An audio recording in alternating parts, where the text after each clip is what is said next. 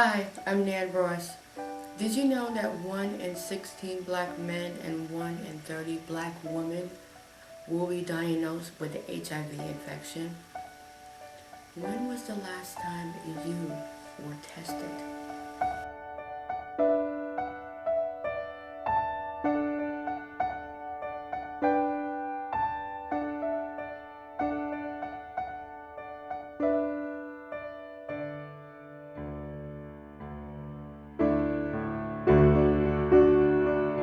I actually grew up in a two-parent home.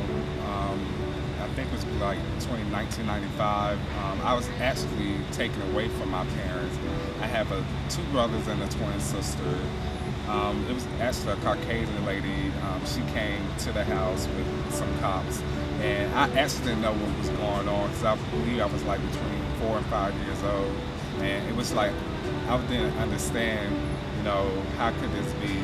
I knew my childhood was kind of rough because I was constantly in and out of school. Some days I didn't even go to school. But, being taken away from your biological parents, was a great deal of hurt for me. For me, it was hurtful because I didn't know what was going on. I was a child, wanted to be also was adopted when I was 14, so October 2002 was actually from Canada. So it kind of made me black Canadian, so I say. So, but, I was adopted when I was 14, so freshman in high school. She passed away August 2007, so I turned 19. She passed away like 21 days after my birthday. So my birthday was August 1st, and she passed away on August 22nd, 2007. So it's been a while. How I really caught the infection was I was dating this one guy, and because before I always dated him, and I always used to get tested, and before it came back HIV negative, and one day I was in class because I was very active in high school. I was in the band, cheerleading, football. I did everything, DECA, VOCA, everything in high school, but something told me something was not right. And I believe by the grace of God that, I received a sign from somewhere because I started working for this company, and one day I just got very sick. I just felt pain in my body, and it never occurred to me that, okay, maybe you need to go get retested again, because a couple of months before I started working, I had a test and it came back negative. It was back in August. And in October 2005, that's when I did have sexual intercourse. It's my first time having unprotected sex. And I want to feel the difference between having unprotected sex and protected sex. And so, as the year progressed and it came in a new year, I just started going to different plays at school, and each time, I went to the play, HIV popped up. And I said, whoa, something must not be right. Something's wrong. And so one day I had went to the clinic. I did half a day in high school. It was my senior year in high school because I graduated in 06. And I went to the clinic, and my doctor that usually tests me, I was there, and he came back with a sad look in his eye. And, I was like, why is he looking like that? Because, I know I didn't do anything wrong. And he said, well, your test came back a preliminary positive. My life just stopped. I just felt like life was just worth giving up. I really did. It was not worth living anymore at all. I didn't know what to do. I had to go to work the same day. I didn't know how I was going to react while I was at work, what I was going to do after work. As the day progressed, I went on and I said, I'm going to have to accept it some way. So I went to work. It was still on my mind. I did not want to go to work. I didn't feel like being bothered with nobody because I was feeling like, how could this happen? Because I always wrapped it up, always, and there was no question about it. And so after the day I got off work, I had decided to catch the bus home and walk down the street to my house. And so I started thinking to myself, you know, am I going to die today or die tomorrow or even within a week? How am I going to live my life? And how am I going to tell the rest of my family? Because when I was at the clinic, I actually called my mom, and I knew the situation she was in because she had cancer. And so when I finally told her, she was crying on the phone, and I felt bad because I felt like I let her down. And the only thing she could cry, the only thing she could say is going to be all right. But I don't think she knew everything was going to be all right, and I don't think she think I would be alive today. And when I finally got the guts to tell the rest of my family, my twin sister, I received a preliminary test that came back positive. I took my twin sister with me to the health clinic, the health department downtown, and she started crying when the test came back positive. She didn't know what to do. You would think she was positive because she was crying more than I was.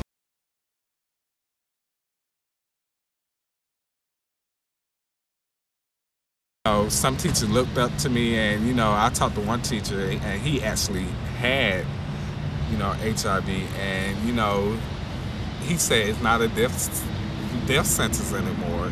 There's many medicine out there that you can take and still live a long, healthy life. And from that time on, I was happy, and it only took a week for me to get up and start living my life happily.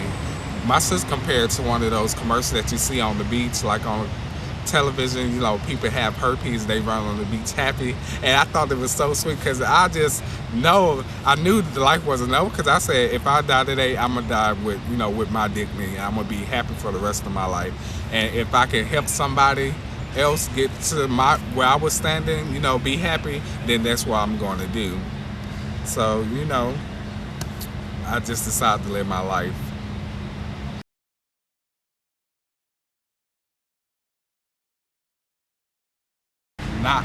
They're uneducated about the disease, for one, so they don't know how to feel to actually be in love. Because if you're in love with somebody, because HIV is a chronic illness, it doesn't make you make up who you are. You make up who you are, and that's what many people are missing today. They miss the whole point. You don't fall in love with people because they have HIV. You fall in love with their personality. And so, when people say, okay, HIV this, HIV that, I just couldn't deal with it. You want to know what to do until you walk inside of these shoes right here. Experience the things that I've been through. But you have some, stereotype people, or, it's only a gay disease, or, but it's not, because, you have so many DL men out here today. It's also transferred to female, which is at a higher rate than gay disease. So,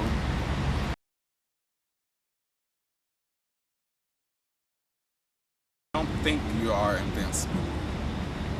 It takes two people to protect themselves. They have female condoms and also male condoms. Wrap it up, and get tested. Because get tested before it's too late. Many people say that they don't need to know if they are, because they're going to die in a way. That's not the truth. Get tested. If you find out you are positive, you can get treated, and you can get it under control today, not tomorrow, not 5 and 10 years from now. Get tested, get tested, get tested.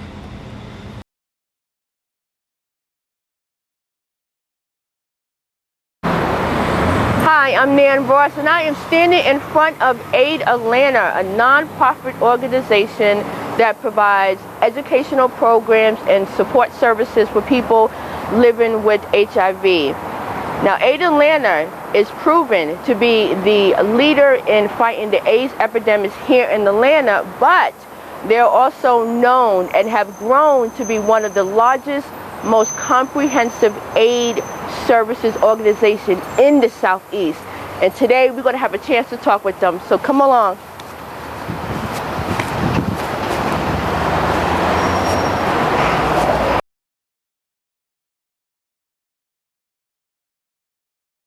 I am here with Donna Wilson-Fant. She is the Client Services Supervisor for AIDS Atlanta. Welcome to the show, Donna. Thank you so much, Nan. It is such a pleasure to have you here.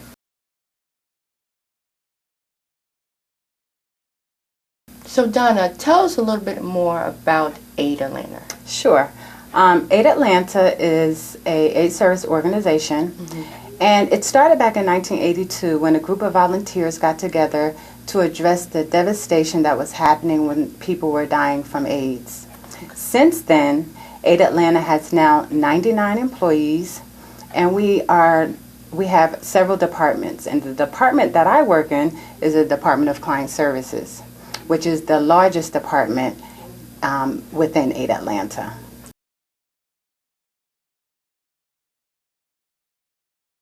So Donna, tell us a little bit more about the Client Services Department here in AIDS Atlanta. Sure. The Client Services Department has several different fundings. Our main funder is Ryan White.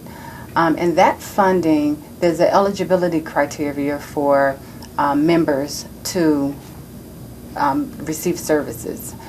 And what we do is we do case management services. We have over 47 case managers, and we're stationed strategically throughout Metro Atlanta. My site is Grady Infectious Disease Program. I supervise 12 case managers and 1 pediatric coordinator. We also have case managers at Fulton County Wellness, Cobb County Health and Wellness, DeKalb County, the VA Hospital, and several. We're at Atlanta City Jails, DeKalb, and Fulton County Jails also. And we're at several housing locations throughout Metro Atlanta that service people living with HIV and AIDS. And part of what we do is we help, our main objective is to get people who are positive into medical care and help them maintain their medical care. Okay. Through that, we have to delete barriers, social issues that they're dealing with. And it could be homelessness, it could be a lack of income, it could be mental health and substance abuse, it could just be that they're newly diagnosed. There are several things that people experience that keep them from going to medical appointments and taking care of their HIV disease.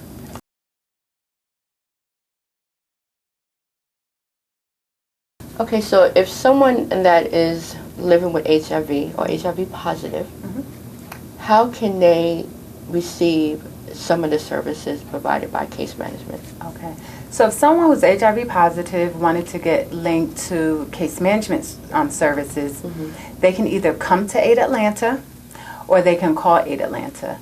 But some of the necessary things that they're going to need is a picture ID, proof of their HIV status, proof of their income, because since we're Ryan White funded, they have to be 300% of poverty level, which for a single person with no dependents would be making no more than $32,000. And then they would have to have residency verification showing that they live throughout Metro Atlanta. But you mentioned they would have to have proof of their status. Now, do you do testing here? We do. Okay. If they already know their status and they have proof, then they can bring it with them. But if they're not sure, then they also can come to our testing and counseling clinic, which is located here at AIDS Atlanta, and they can be tested there too. And if they're positive, they can be linked through case management that way also. Okay.